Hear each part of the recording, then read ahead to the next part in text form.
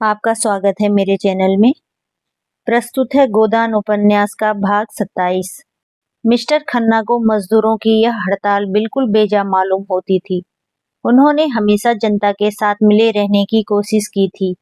वह अपने को जनता का ही आदमी समझते थे। पिछले कौमी आंदोलन में उन्होंने बड़ा जोश दिखाया था। जिले के प्रमुख नेता रहे थे, 2 बार जेल गए थे और कई हजार का नुकसान उठाया था। अब भी वह मजदूरों की शिकायतें सुनने को तैयार रहते थे, लेकिन यह तो नहीं हो सकता कि वह शक्कर मिल के हिस्सेदारों के हित का विचार न करें। अपना स्वार्थ त्यागने को वह तैयार हो सकते थे, अगर उनकी ऊंची मनोवृत्तियों को स्पर्श किया जाता। लेकिन हिस्सेदारों के स्वार्थ की रक्षा न करना, यह तो अधर्म था। यह तो व्यापार है, कोई सदावर्त नहीं कि सब कुछ मजदूरों को ही बांट दिया जाए। हिस्सेदारों को यह विश्वास दिलाकर रुपए लिए गए थे कि इस काम में 15-20 सैकड़े का लाभ है। अगर उन्हें 10 सैकड़े भी न मिले तो वे डायरेक्टरों को और विशेषकर मिस्टर खन्ना को धोखेबाज ही तो समझेंगे। फिर अपना वेतन वह कैसे कम कर सकते थे? और कंपनियों को देखते उन्होंने अपना वेतन कम रखा था, केवल 1000 रुपया महीना लेते। कुछ कमीशन भी मिल जाता था, मगर वह इतना लेते थे तो मिल का संचालन भी करते थे। मजदूर केवल हाथ से काम करते हैं, डायरेक्टर अपनी बुद्धि से, विद्या से, प्रभाव से काम करता है। दोनों शक्तियों का मोल बराबर तो नहीं हो सकता। मजदूरों को यह संतोष क्यों नहीं होता कि मंदी का समय है और चारों तरफ बेकारी फैली रहने के कारण आदमी सस्ते हो गए हैं। उन्हें तो एक ही जगह पौन भी मिले तो संतुष्ट रहना चाहिए था, और सच पूछो तो वे संतुष्ट हैं। उनका कोई कसूर नहीं, वह तो मूर्ख हैं, बछिया के ताऊ। शरारत तो ओंकारनाथ और मिर्जा खुर्शीद की है। यही लोग उन बेचारों को कठपुतली की तरह नचा रहे हैं, केवल थोड़े से पैसे और यश के लाभ में पड़कर। यह नहीं सोचते कि उनकी दिल लगी से कितने घर तबाह हो जाएंगे। ओंकारनाथ का पत्र नहीं चलता तो बेचारे खन्ना क्या करें? और आज उनके पत्र के 1 लाख ग्राहक हो जाएं और उनसे उन्हें 5 लाख का लाभ होने लगे, तो क्या वह केवल अपने गुजारे भर को लेकर शेष कार्यकर्ताओं में बांट देंगे? कहाँ की बात। और वह त्यागी मिर्जा खुर्शीद भी तो एक दिन लखपति थे।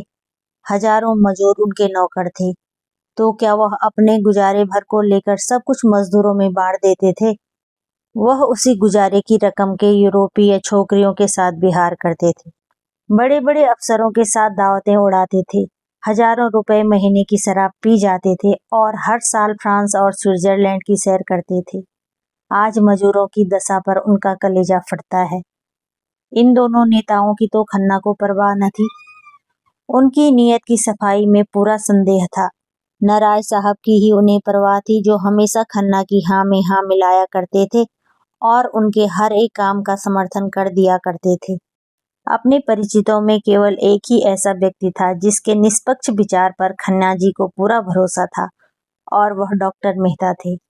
जब से उन्होंने मालती से घनिष्ठता बढ़ानी शुरू की थी, खन्ना की नजरों में उनकी इज्जत बहुत कम हो गई थी। मालती बरसों खन्ना की हृदयेश्वरी रह चुकी थी, पर उसे उन्होंने सदैव खिलौना समझा था। इसमें संदेह नहीं कि वह खिलौना उन्हें बहुत प्रिय था। उसके खो जाने या टूट जाने या छिन जाने पर वह खूब रोते और वह रोए थे, लेकिन थी वह खिलौना ही। उन्हें कभी मालती पर विश्वास न हुआ। वह कभी उनके ऊपरी विलास आवरण को छेद कर उनके अंतःकरण तक न पहुंच सकी थी। वह अगर खुद खन्ना से विवाह का प्रस्ताव करती तो वह स्वीकार न करते, कोई बहाना करके टाल देते। अन्य कितने ही प्राणियों की भांति खन्ना का जीवन भी दोहरा या दो रुखी था। एक ओर वह त्याग, जनसेवा और उपकार के भक्त थे, तो दूसरी ओर स्वार्थ और विलास प्रभुता के। कौन उनका असली रुख था, यह कहना कठिन है। कदाचित उनकी आत्मा का उत्तम आधा सेवा और सहृदयता से बना हुआ था, मध्यम आधा स्वार्थ और विलास से। पर उत्तम और मध्यम में बराबर संघर्ष होता रहता था, और मध्यम ही अपनी उद्दंडता और हठ के कारण सौम्य और शांत उत्तम पर गालिब आता था। उनका मध्यम मालती की ओर झुकता था, उत्तम मेहता की ओर, लेकिन वह उत्तम अब मध्यम के साथ एक हो गया था। उनकी समझ में न आता था कि मेहता जैसा आदर्शवादी व्यक्ति मालती जैसी चंचल विलासिनी रमणी पर कैसे आसक्त हो गया। वह बहुत प्रयास करने पर भी मेहता को वासनाओं का शिकार स्थिर न कर सकते थे और कभी-कभी उन्हें यह संदेह भी होने लगता था कि मालती का कोई दूसरा रूप भी है जिसे वह न देख सके या जिसे देखने की उनमें क्षमता न थी। पक्ष और विपक्ष के सभी पहलुओं पर विचार करके उन्होंने यही नतीजा निकाला कि इस परिस्थिति में मेहता ही से उन्हें प्रकाश मिल सकता है। डॉक्टर मेहता को काम करने का नशा था। आधी रात को सोते थे और घड़ी रात रहे उठ जाते थे। कैसा भी काम हो, उसके लिए वह कहीं न कहीं से समय निकाल ही लेते थे। हॉकी खेलना हो या यूनिवर्सिटी डिबेट, ग्राम्य संगठन हो या किसी शादी का नैवेद्य, सभी कामों के लिए उनके पास लगन थी और समय था। वह पत्रों में लेख भी लिखते थे और कई साल से एक बृहद दर्शन ग्रंथ लिख रहे थे, जो अब समाप्त होने वाला था। इस वक्त भी वह एक वैज्ञानिक खेल ही खेल रहे थे। अपने बगीचे में बैठे हुए पौधों पर विद्युत संचार क्रिया की परीक्षा कर रहे थे। उन्होंने हाल में एक विद्वान परिषद में यह सिद्ध किया कि फसलें बिजली के जोर से बहुत थोड़े समय में पैदा की जा सकती हैं। उनकी पैदावार बढ़ाई जा सकती है और बेफसल की चीजें भी उपजाई जा सकती हैं। आजकल सवेरे के 2-3 घंटे वह इन्हीं परीक्षाओं में लगाया करते थे। मिस्टर खन्ना की कथा सुनकर उन्होंने कठोर मुद्रा से उनकी ओर देखकर कहा, क्या यह जरूरी था कि ड्यूटी लग जाने से मजूरों का वेतन घटा दिया जाए? आपको सरकार से शिकायत करनी चाहिए थी। अगर सरकार ने नहीं सुना तो उसका दंड मजूरों को क्यों दिया जाए? क्या आपका विचार है कि मजूरों को इतनी मजूरी दी जाती है कि उसमें चौथाई कम कर देने से मजूरों को कष्ट नहीं होगा? आपके मजूर बिलों में रहते हैं, गंदे बदबूदार बिलों में, जहां आप 1 मिनट भी रह जाएं तो आपको कैद हो जाए। कपड़े जो पहनते हैं उसमें आप अपने जूते भी न पोंछेंगे। खाना जो वह खाते हैं वह आपका कुत्ता भी न खाएगा। मैंने उनके जीवन में भाग लिया है। आप उनकी रोटियां छीनकर अपने हिस्सेदारों का पेट भरना चाहते हैं? खन्ना ने अधीर होकर कहा, लेकिन हमारे सभी हिस्सेदार तो धनी नहीं हैं और इसके नफे के सिवा उनके जीवन का कोई आधार नहीं है। मेहता ने इसी भाव से जवाब दिया, जैसे इस दलील का उनकी नजरों में कोई मूल्य नहीं है। जो आदमी किसी व्यापार में हिस्सा लेता है वह इतना दरिद्र नहीं होता कि इसके नफे को ही जीवन का आधार समझे। हो सकता है कि नफा कम मिलने पर उसे अपना एक नौकर कम कर देना पड़े या उसके मक्खन और फलों का बिल कम हो जाए, लेकिन वह नंगा या भूखा न रहेगा। जो अपनी जान खपाते हैं उनका हक उन लोगों से ज्यादा है जो केवल रुपया लगाते हैं। यही बात पंडित ओंकारनाथ ने कही थी। मिर्जा खुर्शीद ने भी यही सलाह दी थी। यहाँ तक कि गोविंदी ने भी मजूरों का ही पक्ष लिया था, पर खन्ना जी ने उन लोगों की परवाह न की थी। लेकिन मेहता के मुंह से वही बात सुनकर वह प्रभावित हो गए। ओंकारनाथ को वह स्वार्थी समझते थे, मिर्जा खुर्शीद को गैर जिम्मेदार और गोविंदी को अयोग्य। मेहता की बात में चरित्र अध्ययन और सद्भाव की शक्ति थी। सहसा मेहता ने पूछा, आपने अपनी देवी जी से भी इस विषय में राय ली? खन्ना ने सकुचाते हुए कहा, हाँ, पूछा था। उनकी क्या राय थी? वही जो आपकी है। मुझे यही आशा थी। और आप उस विदुषी को अयोग्य समझते हैं? उसी वक्त मालती आ पहुंची और खन्ना को देखकर बोली, अच्छा, आप बिराज रहे हैं? मैंने मेहता जी की आज दावत दी है। सभी चीजें अपने हाथों से पकाई हैं। आपको भी न्योता देती हूँ। गोविंदी देवी से आपका यह अपराध क्षमा करा दूंगी। खन्ना को कुतूहल हुआ। अब मालती अपने हाथों से खाना पकाने लगी है। मालती, वही मालती जो खुद कभी अपने जूते न पहनती थी, जो खुद कभी बिजली का बटन तक न दबाती थी। विलास और विनोद ही उसका जीवन था। मुस्कुराकर कहा, अगर आपने पकाया है तो जरूर खाऊंगा। मैं तो कभी सोच ही न सकता था कि आप पाक कला में भी निपुण हैं। मालती निसंकोच भाव से बोली, इन्होंने मार मार कर वैद्य बना दिया, इनका हुक्म कैसे टाल सकती? पुरुष देवता ठहरे।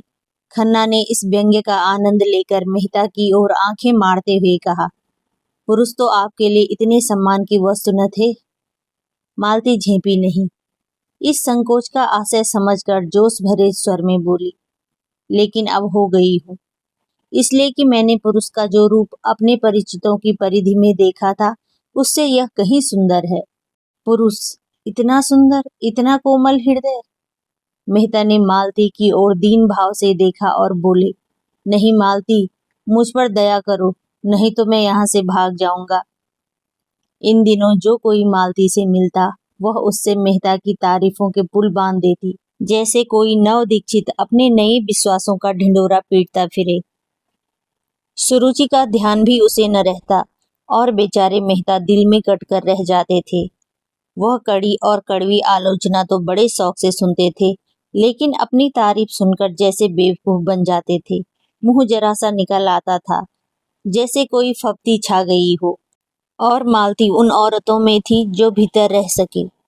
वह बाहर ही रह सकती थी, पहले भी और अब भी, व्यवहार में भी, विचार में भी। मन में कुछ रखना वह न जानती थी। जैसे एक अच्छी साड़ी पाकर वह उसे पहनने के लिए अधीर हो जाती थी, उसी तरह मन में कोई सुंदर भाव आए तो वह उसे प्रकट किए बिना चैन न पाती थी। मालती ने और समीप आकर उनकी पीठ पर हाथ रखकर मानो उनकी रक्षा करते हुए कहा, अच्छा भागो नहीं, अब कुछ न कहूंगी। मालूम होता है तुम्हें अपनी निंदा ज्यादा पसंद है, तो निंदा ही सुनो। खन्ना जी, यह महाशय मुझ पर अपने प्रेम का जाल। शक्कर मिल की चिमनी यहाँ से साफ नजर आती थी। खन्ना ने उसकी तरफ देखा। वह चिमनी खन्ना के कीर्ति स्तंभ की भांति आकाश में सिर उठाए खड़ी थी। खन्ना की आंखों में अभिमान चमक उठा। उसी वक्त उन्हें मिल के दफ्तर में जाना है। वहां डायरेक्टरों की एक अर्जेंट मीटिंग करनी होगी और इस परिस्थिति को उन्हें समझाना होगा और इस समस्या को हल करने का उपाय भी बतलाना होगा। मगर चिमनी के पास यह धुआं कहाँ से उठ रहा है? देखते देखते सारा आकाश बैलून की भांति धुएं से भर गया। सबों ने सशंक होकर उधर देखा, कहीं आग तो नहीं लग गई? आग ही मालूम होती है। सहसा सामने सड़क पर हजारों आदमी मिल की तरफ दौड़ते नजर आए। खन्ना ने खड़े होकर जोर से पूछा, तुम लोग कहाँ दौड़े जा रहे हो? एक आदमी ने रुककर कहा, अजी, शक्कर मिल में आग लग गई, आप देख नहीं रहे हैं? खन्ना ने मेहता की ओर देखा और मेहता ने खन्ना की ओर। मालती दौड़ी हुई बंगले में गई और अपने जूते पहनाई। अफसोस और शिकायत करने का अवसर न था। किसी के मुंह से एक बात न निकली। खतरे में हमारी चेतना अंतर्मुखी हो जाती है। खन्ना की कार खड़ी थी ही। तीनों आदमी घबराए हुए आकर बैठे और मिल की तरफ भागे। चौराहे पर पहुंचे तो देखा सारा शहर मिल की ओर उमड़ा चला आ रहा है। आग में आदमियों को खींचने का जादू है। कार आगे न बढ़ सकी। मेहता ने पूछा, आग बीमा तो करा लिया था ना? खन्ना ने लंबी सांस खींचकर कहा, कहाँ भाई, अभी तो लिखा पढ़ी हो रही थी। क्या जानता था यह आफत आने वाली है। कार वहीं राम आसरे छोड़ दी गई और तीनों आदमी भीड़ चीरते हुए मिल के सामने जा पहुंचे। देखा तो अग्नि का एक सागर आकाश में उमड़ रहा था। अग्नि की उन्मत्त लहरें एक पर एक दांत पीसती थी, जीभ लपलपाती थी, जैसे आकाश को भी निगल जाएंगी। उस अग्नि समुद्र के नीचे ऐसा धुआं छाया था मानो सावन की घटा कालिक में नहाकर नीचे उतर आई हो। उसके ऊपर जैसे आग का थरथराता हुआ उबलता हुआ हिमाचल खड़ा था। हाथे में लाखों आदमियों की भीड़ थी। पुलिस भी थी, फायर ब्रिगेड भी, सेवा समिति के सेवक भी, पर सबके सब आग की भीषणता से मानो शिथिल हो गए हों। फायर ब्रिगेड के छींटे उस अग्नि सागर में जाकर जैसे बुझ जाते थे। ईंटें जल रही थी, लोहे के गार्डर जल रहे थे और पिघली हुई शक्कर के परनाले चारों तरफ बह रहे थे। और तो और जमीन से भी ज्वाला निकल रही थी। दूर से मेहता और खन्ना को आश्चर्य हो रहा था कि इतने आदमी खड़े तमाशा क्यों देख रहे हैं, आग बुझाने में मदद क्यों नहीं करते। मगर अब इन्हें भी ज्ञात हो गया था कि तमाशा देखने के सिवा और कुछ करना अपने बस के बाहर है। मिल की दीवारों से 50 गज के अंदर जाना जान जोखिम था। ईंट और पत्थरों के टुकड़े चटाक चटाक टूटकर उछल रहे थे। कभी कभी हवा का रुख इधर हो जाता था तो भगदड़ पड़ जाती थी। ये तीनों आदमी भीड़ के पीछे खड़े थे। कुछ समझ में न आता था क्या करें। आखिर आग लगी कैसे और इतनी जल्द फैल कैसे गई? क्या पहले किसी ने देखा ही नहीं या देखकर भी बुझाने का प्रयास न किया? इस तरह के प्रश्न सभी के मन में उठ रहे थे, मगर वहां पूछे किससे? मिल के कर्मचारी होंगे तो जरूर, लेकिन उस भीड़ में उनका पता मिलना कठिन था। सहसा हवा का इतना तेज झोंका आया कि आग की लपटें नीचे होकर इधर लपकी, जैसे समुद्र में ज्वार आ गया हो। लोग सिर पर पांव रखकर भागे, एक दूसरे पर गिरते रेलते जैसे कोई शेर झपटा आता हो। अग्नि ज्वालाएं जैसे सजीव हो गई थी, सचेष्ट भी, जैसे कोई शेषनाग अपने सहस्र मुख से आग फुंकार रहा हो। कितने ही आदमी तो इस रेले से कुचल गए। खन्ना मुंह के बल गिर पड़े। मालती को मेहता जी दोनों हाथों से पकड़े हुए थे, नहीं जरूर कुचल गई होती। तीनों आदमी हाथे की दीवार के पास एक इमली के पेड़ के नीचे आकर रुके। खन्ना एक प्रकार की चेतना शून्य तन्मयता से मिल की चिमनी की ओर टकटकी लगाए खड़े थे। मेहता ने पूछा, आपको ज्यादा चोट तो नहीं आई? खन्ना ने कोई जवाब न दिया, उसी तरफ ताकते रहे। उनकी आंखों में वह शून्यता थी जो विक्षिप्तता का लक्षण है। मेहता ने उनका हाथ पकड़कर फिर पूछा, हम लोग यहाँ व्यर्थ खड़े हैं, मुझे भय होता है आपको चोट ज्यादा आ गई, आइए लौट चलें। खन्ना ने उनकी तरफ देखा और जैसे सनक कर बोले, जिनकी यह हरकत है उन्हें मैं खूब जानता हूँ। अगर उन्हें इसी में संतोष मिलता है तो भगवान उनका भला करे। मुझे कुछ परवाह नहीं, कुछ परवाह नहीं, कुछ परवाह नहीं। मैं आज चाहूँ तो ऐसी नई मिल खड़ी कर सकता हूँ। जी हाँ, बिल्कुल नई मिल खड़ी कर सकता हूँ। यह लोग मुझे क्या समझते हैं? मिल ने मुझे नहीं बनाया, मैंने मिल को बनाया, और मैं फिर बना सकता हूँ। मगर जिनकी यह हरकत है उन्हें मैं खाक में मिला दूंगा। मुझे सब मालूम है, रत्ती रत्ती मालूम है। मेहता ने उनका चेहरा और उनकी चेष्टा देखी और घबराकर बोले, चलिए आपको घर पहुंचा दूं, आपकी तबीयत अच्छी नहीं है। खन्ना ने कहकहा मारकर कहा, मेरी तबीयत अच्छी नहीं है इसलिए कि मिल जल गई? ऐसी मिलें मैं चुटकियों में खोल सकता हूँ। मेरा नाम खन्ना है, चंद्र प्रकाश खन्ना। मैंने अपना सब कुछ इस मिल में लगा दिया। पहली मिल में हमने 20% नफा दिया। मैंने प्रोत्साहित होकर यह मिल खोली। इसमें आधे रुपए मेरे हैं। मैंने बैंक के 2 लाख इस मिल में लगा दिए। मैं 1 घंटा नहीं, आधा घंटा पहले 10 लाख का मालिक था। जी हाँ, 10 लाख। मगर इस वक्त फाके मस्त हूँ, नहीं दिवालिया हूँ। मुझे बैंक के 2 लाख देने हैं। जिस मकान में रहता हूँ अब वह मेरा नहीं है। जिस बर्तन में खाता हूँ वह भी अब मेरा नहीं है। बैंक से मैं निकाल दिया जाऊंगा। जिस खन्ना को देखकर लोग जलते थे वह खन्ना अब धूल में मिल गया है। समाज में अब मेरा कोई स्थान नहीं है। मेरे मित्र मुझे विश्वास का पात्र नहीं, दया का पात्र समझेंगे। मेरे शत्रु मुझसे जलेंगे नहीं, मुझ पर हंसेंगे। आप नहीं जानते मिस्टर मेहता, मैंने अपने सिद्धांतों की कितनी हत्या की है, कितनी रिश्वतें दी हैं, कितनी रिश्वतें ली हैं। किसानों की ऊख तौलने के लिए कैसे आदमी रखे, कैसे नकली बाट रखे, क्या कीजिएगा। यह सब सुनकर लेकिन खन्ना अपनी यह दुर्दशा कराने के लिए क्यों जिंदा रहे। जो होना है हो। दुनिया जितना चाहे हंसे, मित्र लोग जितना चाहे अफसोस करें, लोग जितनी गालियां देना चाहें दें, खन्ना अपनी आंखों से देखने और अपने कानों से सुनने के लिए जीता न रहेगा। वह बेहया नहीं, बेगैरत नहीं है। यह कहते कहते खन्ना दोनों हाथों से सिर पीट कर जोर जोर से रोने लगे। मेहता ने उन्हें छाती से लगाकर दुखित स्वर में कहा, खन्ना जी, जरा धीरज से काम लीजिए। आप समझदार होकर दिल इतना छोटा करते हैं। दौलत से आदमी को जो सम्मान मिलता है वह उसका सम्मान नहीं, उसकी दौलत का सम्मान है। आप निर्धन रहकर भी मित्रों के विश्वास पात्र रह सकते हैं और शत्रुओं के भी, बल्कि तब कोई आपका शत्रु रहेगा ही नहीं।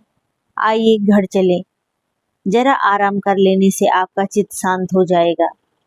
खन्ना ने कोई जवाब न दिया। तीनों आदमी चौरस्ते पर आए। कार खड़ी थी। 10 मिनट में खन्ना की कोठी पर पहुंच गए।